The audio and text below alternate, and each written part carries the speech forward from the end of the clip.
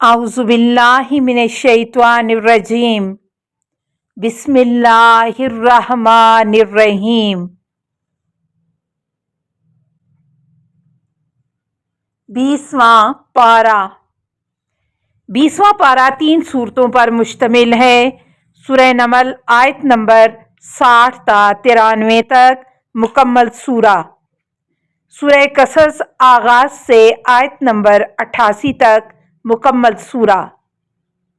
सूरह अनकबूत के आगाज आयत नंबर 1 ता 44 तक शामिल हैं। 20वां पारा सूरह नमल के मुंतखब नुकात। क्या अल्लाह के साथ कोई और माबूद भी है? आयत नंबर 60 से 64 में अल्लाह अपनी तख्लीकात का जिक्र करके सवालिया अंदाज में पूछता है, क्या अल्लाह के साथ कोई और माबूद भी है? आयत के तर्जमे का मुतालिया कीजिए। शरीक बेहतर हैं या वो जिसने आसमानों और ज़मीन को पैदा किया और आसमान से तुम्हारे लिए पानी बरसाया, फिर हमने उससे पुरौनक बागात लगाए, उन दरख्तों का लगाना तुम्हारे बस में ना था, तो क्या अल्लाह के साथ कोई और माबूद भी है? बल्कि ये लोग तो मुनहरफ कौम है। तशरीह कलमात। हदाइक अल हदीकता मरगजार, वो किताए ज़मीन जिसमें पानी जमा हो और हैयत व सूरत और पानी के होने की वजह से उसे हदकातुल आइन आँख की पुतली से तशबीह देकर उस पर यह लफ्ज़ बोला जाता है। बहीजते खुशनुमाई फरहत सरूर का ज़हूर। आमन खलकत समावाती वल अर्ज़ा, कलाम का रुख मुशरिकीन की तरफ है जो गैर अल्लाह की इस बुनियाद पर प्रस्तश करते हैं। उनसे फरमाया, किसने आसमानों और ज़मीन को खल्क किया? वो कहेंगे अल्लाह ने। फिर सवाल हुआ, किसने तुम्हारे लिए आसमान से पानी नाज़िल किया? तो वो कहते हैं हमारे माबूदों ने। अगले जुमले में फरमाया, फ़अंबतना बेही हदाइक, फिर हमने इससे पुरौनक बागात लगाए। ये लगाने का अमल तख्लीकी अमल है। ये रोईदगी जो जिंदगी का सतून है, तख्लीक है। आ इलाहुम मअल्लाही, क्या कोई माबूद ऐसा है जो अल्लाह के साथ तख्लीक व तदबीर का ये अमल अंजाम दे सके? जवाब नफी में है। जब तख्लीकी अमल सिर्फ अल्लाह के हाथ में है तो तदबीर का अमल भी सिर्फ अल्लाह के हाथ में है, लिहाजा सिर्फ अल्लाह ही माबूद है। बल हुम कौम यादिलून, ये लोग अपने बनाए हुए असूल से मुनहरफ हो जाते हैं और गैर खालिक के मुदब्बर होने के कायल हैं। सीरू फिल अर्ज, कह दीजिए ज़मीन में चल फिर कर देख लो कि मुजरमों का क्या अंजाम हुआ है। आयत नंबर 69। सीरू फिल अर्ज से तुम्हें ये नज़र आएगा कि इन कौमों का अंजाम कैसा रहा जिन्होंने क़यामत का इनकार किया था। उनका अंजाम देखकर उनसे सबक लो और इनकार आखिरत के जुर्म के मुर्तकिब ना बनो। ईमान लाने वालों के लिए निशानियाँ। क्या उन्होंने ये नहीं देखा कि हमने रात इसलिए बनाई कि वो उसमें सुकून हासिल करें, दिन को रोशन बनाया। ईमान लाने वालों के लिए इसमें यकीनन निशानियां हैं। आयत नंबर 86।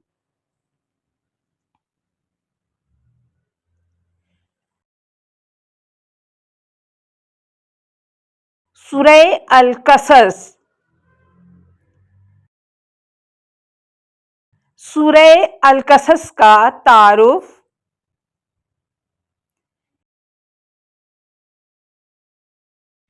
इस सूरह मुबारका का नाम अल-कसस इसलिए है कि इस सूरह मुबारका की आयत 25 में हज़रत मूसा अलैहिस्सलाम का हज़रत शुएब अलैहिस्सलाम को अपना सारा किस्सा सुनाने का जिक्र आया है। अहदीस में इस सूरा का नाम त्वासीन मीम अल-कसब भी जिक्र हुआ है और अहले बैत अलैहिस्सलाम की रवायात में सूरा शोरा, नमल और कसस को التوسین الثلاث کا نام دیا گیا ہے۔ سورہ القصص کی فضیلت، امام جعفر صادق علیہ السلام نے ارشاد فرمایا ہے کہ جو شخص ہر شب جمعہ تواسین ثلاثہ، شورا، نمل اور قصص کی تلاوت کرے تو وہ شخص اللہ تعالیٰ کے دوستوں، اللہ تعالیٰ سے قرابت رکھنے والوں اور اللہ تعالیٰ کے سائے رحمت میں جگہ پانے والوں میں سے قرار پائے گا، اور دنیا میں کبھی بھی کوئی برائی اس تک نہیں پہنچے گی، اور آخرت میں اسے جنت میں اتنا عطا کیا جائے گا کہ وہ راضی ہو جائے، اور اسے اس کے راضی ہونے سے بھی زیادہ دیا جائے گا، اور اللہ تعالیٰ اس کی بڑی آنکھوں والی حوروں میں سے 100 عورتوں سے اس کی تزویج کرے گا۔ سورہ القصص کے منتخب نکات۔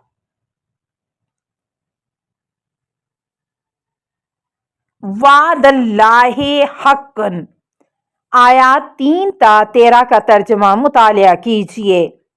گزشتہ 10 آیات میں خداوند عالم نے فرعون کے ظلم کا ذکر کیا اور اپنے ارادے کا ذکر کیا ہے کہ خدا کا ارادہ ہے کہ مظلومین کو وہ زمین کا وارث قرار دیں گا، اور حضرت موسیٰ علیہ السلام کو دربار فرعون تک پہنچنے اور پھر واپس مادر موسیٰ تک پہنچانے اور اپنے وعدے کی سچائی کا واقعہ تفصیل سے بیان کیا گیا ہے۔ وعدہ الہی کے برحق ہونے پر یقین بہت سے مسائل کا حل ہے۔ فرعون کی سزا، اور ہم نے اس دنیا میں ان کے پیچھے لعنت لگا دی ہے، اور قیامت کے دن یہ کبھی چہرہ والے ہوں گے۔ آیت نمبر 42۔ نمبر 1، چونکہ فرعون کفر و سرکشی کی ایک روایت قائم کر گیا، اس لیے جب تک اس روایت کا سلسلہ جاری رہے گا اس پر لعنت کا تسلسل بھی قائم رہے گا۔ نمبر 2، یوم القیامت من المقبوحین، روز حشر کے عذاب میں سے ایک چہروں کا مسخ ہونا، کالا ہونا ہے۔ بعثت رسول صلی اللہ علیہ وسلم سے قبل رسول اکرم صلی اللہ علیہ وسلم پر ایمان لانے والے افراد جنہیں ہم نے اس سے پہلے کتاب دی تھی وہ اس پر ایمان رکھتے ہیں، اور جب ان پر یہ قرآن پڑھ کر سنایا جاتا ہے تو کہتے ہیں کہ ہم اس پر ایمان لے آئے، یقیناً یہ ہمارے رب کی طرف سے برحق ہے، ہم تو اس سے پہلے بھی فرما بردار تھے۔ آیات 52 تا 53۔ ان آیات کے شان نزول میں متعدد روایات ہیں، ان میں سے ایک روایت یہ ہے کہ یہ آیات اہل انجیل کے 39 افراد کی شان میں نازل ہوئی ہیں جو رسول اکرم صلی اللہ علیہ وسلم کے مبعوث پر رسالت ہونے سے پہلے ان پر ایمان لا چکے تھے۔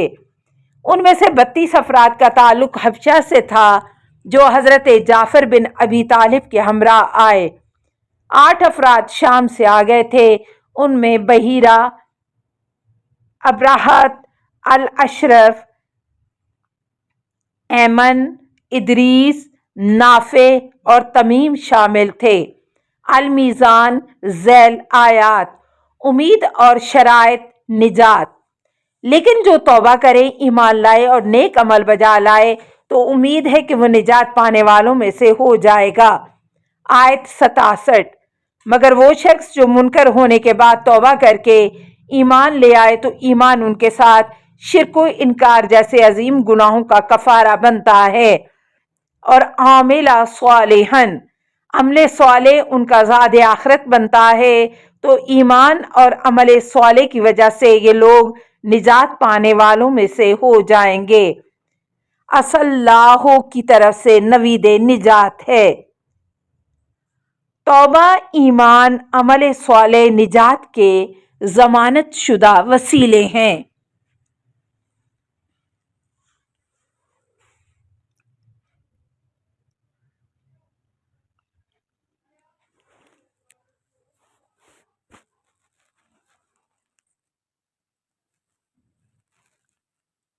سورہ عنکبوت۔ سورہ عنکبوت کا تعارف۔ اس سورہ مبارکہ کا نام العنکبوت اس لیے ہے کہ اس میں العنکبوت کا ذکر آیا ہے۔ بعض آیات سے اندیشہ ملتا ہے کہ یہ سورہ اس وقت نازل ہوئی جب بعض مسلمان حبشہ کی طرف ہجرت کر رہے تھے اور مشرکین کی طرف سے مظالم اس قدر زیادہ تھے کہ کچھ لوگ ایمان کے بعد کفر کا اظہار کرنے لگے۔ اسی کو نفاق کہا گیا ہے، جس سے بعض لوگوں کو یہ گمان ہوا کہ یہ آیات مدنی ہیں۔ سورہ العنکبوت کی فضیلت۔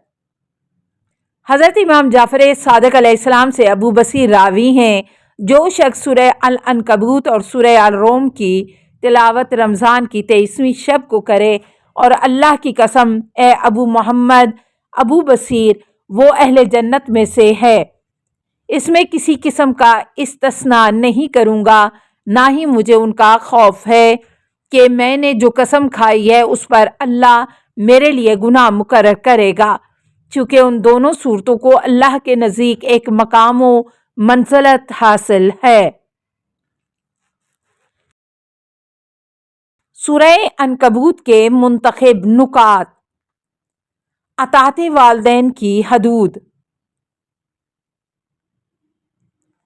اور ہم نے انسان کو اپنے والدین کے ساتھ اچھا سلوک کرنے کا حکم دیا ہے۔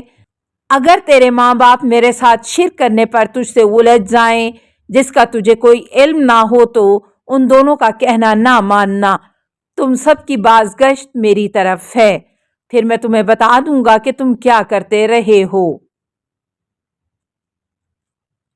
آیت نمبر 8۔ وَوَصَّيْنَا الْإِنسَانَ بِوَالِدَيْهِ۔ پہلے بھی ذکر ہو چکا ہے کہ اللہ تعالیٰ نے آنے والی نسل اولاد کی محبت تکویناً انسان میں ودیعت فرمائی ہے، اور جانے والی نسل والدین سے محبت کرنا تشریعاً واجب گردانا ہے، کیونکہ جانے والی نسل کی جدائی اکثر ہر صورت میں ہونی ہے۔ یہ اللہ کی مہربانی کے مظاہر میں سے ایک مظہر ہے، اس جدائی کو سنگین نہیں بنایا۔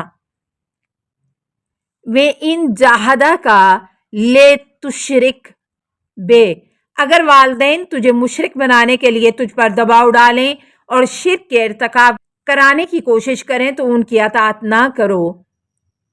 جاہداک کی تعبیر اس بات کی طرف اشارہ ہے کہ والدین تجھے شرک اختیار کرنے کے لیے صرف حکم نہیں کرتے بلکہ وہ اس میں کوشش کرتے ہیں، تجھ پر دباؤ ڈالتے ہیں، تو بھی ان کی اطاعت نہ کر۔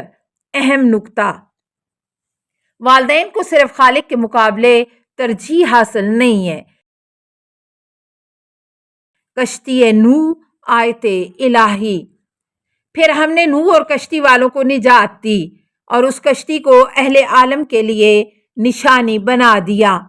آیت نمبر 15۔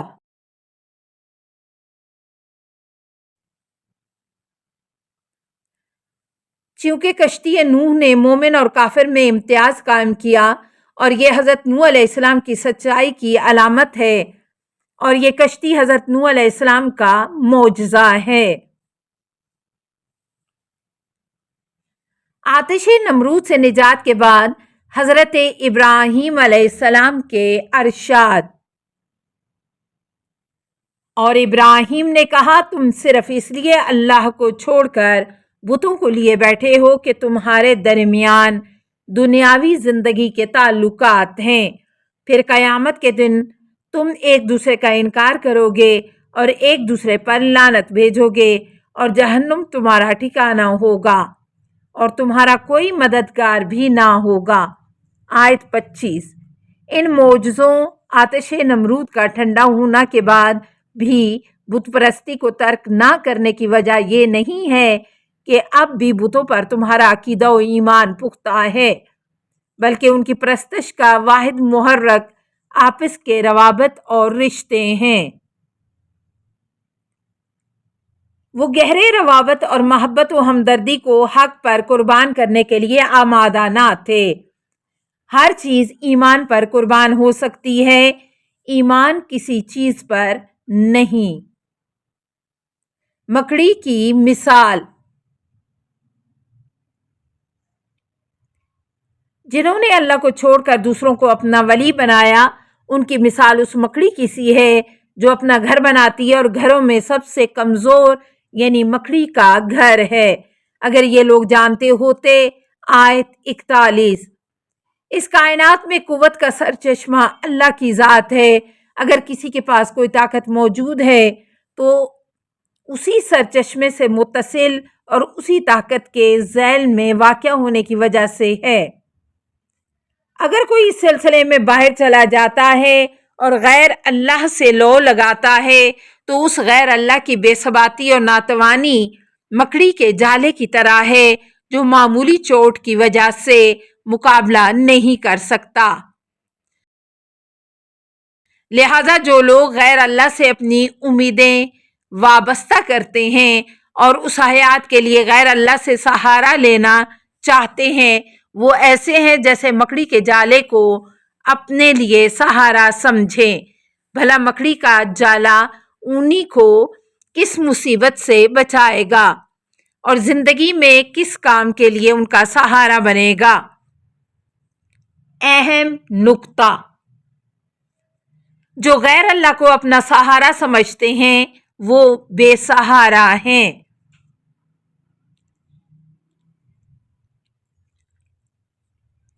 التماس دعا: اللہم صلی علی محمد و آل محمد و آلہ الطیبین الطاہرین المعصومین۔